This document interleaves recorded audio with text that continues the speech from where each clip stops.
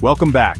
Today, we're not just traveling to new places, we're traveling through time, exploring how recent US presidents have shaped the world for travelers. We'll look at how decisions in the Oval Office have changed the way we move, the welcome we get abroad, and the image of America itself. This isn't your standard presidential ranking. We're putting on our travelers' goggles and asking, how did these leaders impact global travel and America's reputation? Think of this as your historical travel advisory. My list is based on research and perspective. Yours may differ, and that's the fun of it. The goals spark conversation and see history through a new lens. So grab your metaphorical passport. Let's begin our journey through presidential legacies and their impact on the world's pathways. Let's start with George W. Bush, a presidency that forever changed travel, not just in the United States, but across the globe. Before 9/11, airports were relaxed. Security was minimal, and travel felt easy. Families could walk right up to the gate to greet loved ones, and the atmosphere was casual, almost carefree. After the attacks, everything changed overnight. Airspace shut down, and when flights finally resumed, a new era of security began, one that would touch every traveler everywhere. The TSA was born, and airport rituals, shoes off, laptops out, became the norm. Security lines grew longer and the process became more invasive, with new rules and restrictions added constantly. US policies set a global standard. Airports worldwide adopted similar measures. Suddenly, the way people moved across borders was transformed, as nations scrambled to keep up with new threats. The war on terror shaped perceptions. An American passport, once a golden ticket, now carried suspicion in many places. Travelers faced more questions, more checks, and sometimes more hostility. The Department of Homeland Security centralized border control, making visas harder to get and scrutiny at borders more intense. The process of entering the US became a test of patience and nerves. The invasion of Iraq fueled anti-American sentiment, making travel abroad more complicated for Americans. Protests and demonstrations became a common sight, and travelers often had to navigate tense situations. Images from Abu Ghraib and Guantanamo Bay damaged America's reputation, affecting diplomatic ties and travel agreements. The world's view of the US shifted, and so did the experience of its travelers. The Bush years created a Fortress America. Security was paramount, but the freedom and ease of travel suffered. Airports became fortresses, and the sense of welcome faded. Enhanced interrogation and surveillance became brand problems, making the US less attractive to visitors. Tourism numbers dropped, and the country's image as a land of opportunity was tarnished. For travelers, the post-9/11 world meant more hurdles, suspicion, and a loss of innocence in global mobility. The simple joy of travel was replaced by anxiety and uncertainty. The legacy, a seismic shift in how we cross borders, and a world still shaped by those changes today. Every journey now comes with a reminder of that pivotal moment in history. Security became the new normal, and the traveler's experience was redefined. The rituals of modern travel are a direct result of that era's choices. The era's fear and suspicion seeped into every aspect of international movement. Even today, the echoes of those years linger in the way we move and the way we're watched. The Bush administration's impact on travel is still felt every time we step into an airport. The routines, the lines, the questions, they're all part of a legacy that endures. The world of travel was fundamentally reshaped, and there's no going back.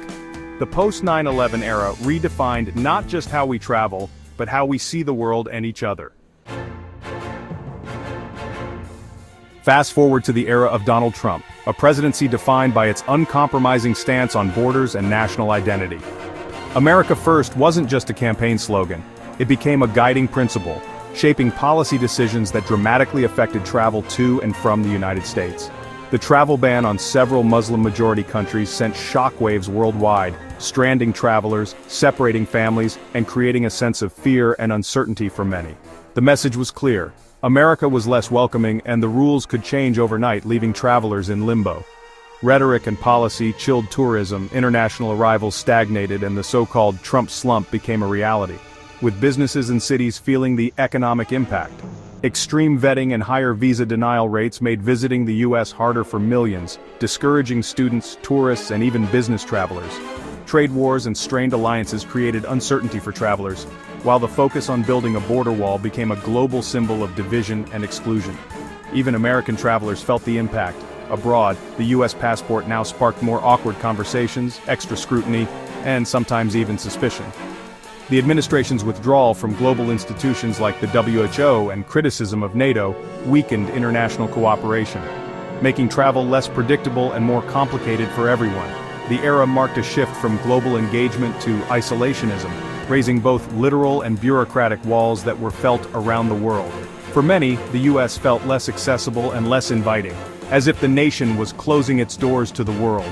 The unpredictability of sudden policy changes made planning trips riskier, with travelers unsure if their plans would be upended at the last minute. The Trump years redefined America's image as a destination, less open, more uncertain, and no longer the automatic first choice for many. The travel landscape became more complicated, and the world noticed as travelers and tour operators looked elsewhere. The America First approach left a lasting mark on global mobility, changing how people viewed the US as a destination. The Trump slump wasn't just a statistic, it was a global reaction to a new, less welcoming America, and it reshaped travel patterns worldwide.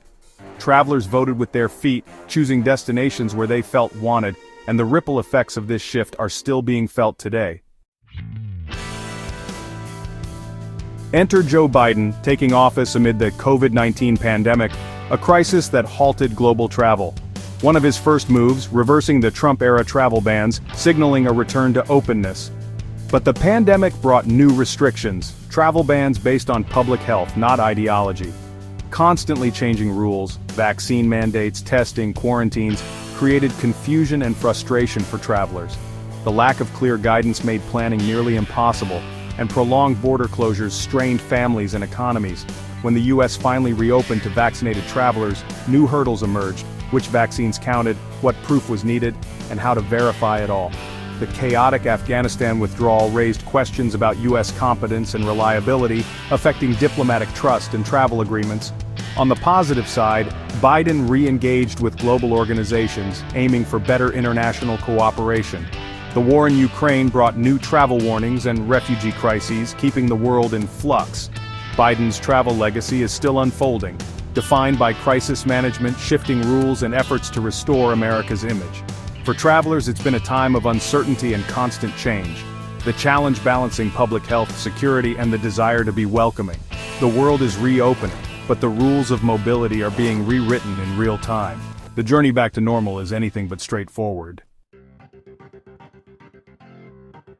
Rewind to Barack Obama, a presidency that brought a wave of global optimism. His election was seen as a turning point, not just for America, but for the world. Obama's message of hope improved America's image, making travel abroad as an American easier and more pleasant. People felt a renewed sense of pride and acceptance when traveling internationally. Favorable views of the US spiked worldwide, and soft power smoothed the travel experience. American tourists were often greeted with warmth and curiosity, yet security measures expanded: full-body scanners, enhanced pat-downs, and the continuation of post-9/11 protocols.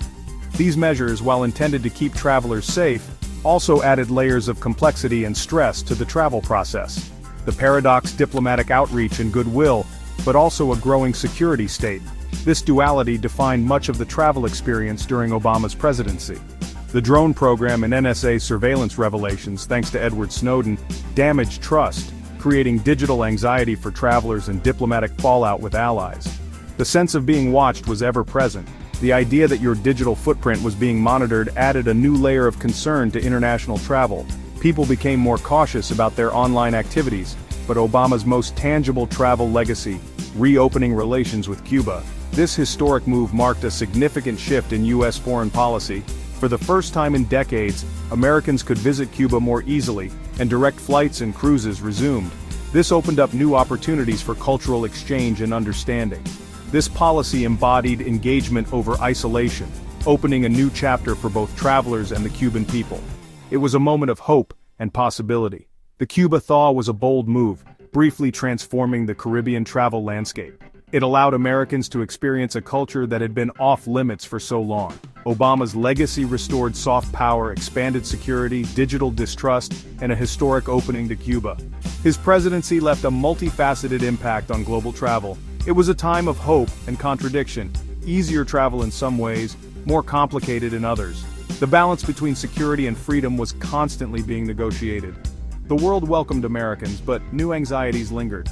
the digital age brought both connection and surveillance. The door to Cuba symbolized the belief that travel and engagement foster change. It was a powerful statement about the potential for diplomacy. Obama's years left a complex, lasting mark on global travel. His policies and actions continue to influence how we move through the world today. Now, back to the 1990s and Bill Clinton, a golden age for global travel. The Cold War ended, the internet boomed, and globalization flourished. NAFTA and the WTO opened borders, and the visa waiver program expanded, making it easier for millions to visit the US. America was seen as open, prosperous, and welcoming. Tourism soared. Clinton's diplomacy brought peace to places like the Balkans and Northern Ireland, turning former conflict zones into travel hotspots. Peace agreements made travel possible in regions once off-limits. The world felt smaller, safer, and more connected. But beneath the surface, new threats emerged. The first World Trade Center bombing, embassy attacks in Africa, early signs of future conflict. US policies in the Middle East sowed seeds of resentment that would later erupt. The era's openness was both its strength and its vulnerability. The 1990s were the calm before the storm, a time of unprecedented mobility and optimism. The interconnected world was celebrated, but also exploited by those with darker intentions. Clinton's legacy, a world made smaller by peace and trade, but also one unknowingly heading toward upheaval. The golden age of travel ended abruptly, but its spirit of openness still inspires. It was a reminder, peace and diplomacy are the ultimate travel promoters. There you have it, a whirlwind tour of presidential legacies and their impact on travel. From post-9/11 security to America First, pandemic whiplash to globalization's heyday, the White House has shaped how we move and connect. Politics isn't just local, it's personal, affecting our freedom to explore the world. Thanks for joining this journey. If you enjoyed it, subscribe and keep exploring history, politics, and travel with me. Your support keeps these deep dives going. Stay curious, travel safe, and see you on the next adventure.